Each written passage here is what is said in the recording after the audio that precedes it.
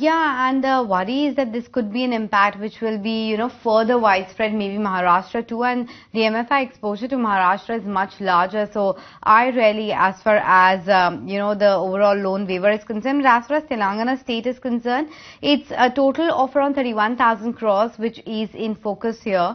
And most of the exposure is actually of the PSU bank. So it's not that the MFIs directly get impacted, but what does happen is it's sentimentally negative because the credit culture takes a hit, the collection efficiency goes down, people don't pay up in time hoping for perhaps a loan waiver. So all of that will have a ripple down effect. But in terms of the direct financial exposure, it's quite limited at the moment.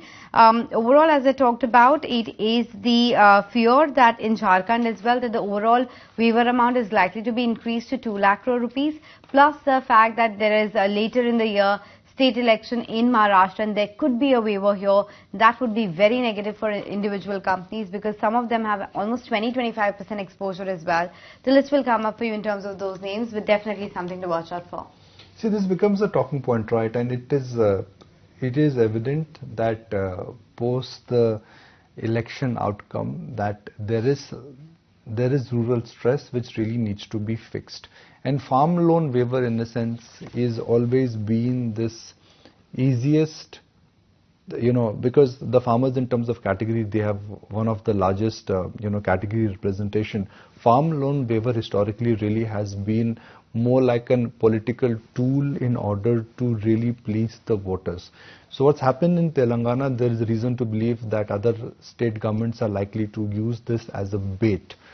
In terms of an impact, I think the impact is something which, at least at the central level, may not be that large.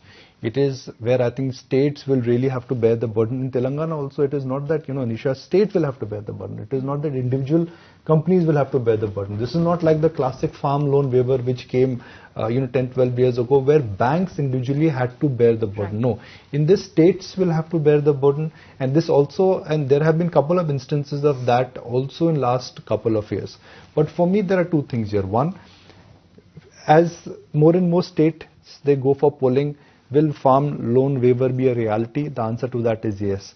The impact of that would be faced on the state balance sheet, and of course it will have an impact on the credit culture per se, and that's debatable how much could be the impact. But from a center standpoint, this is not going to have an impact. This is not going to have an impact on the individual balance sheets of the bank or the microfinance companies. That's what our understanding is.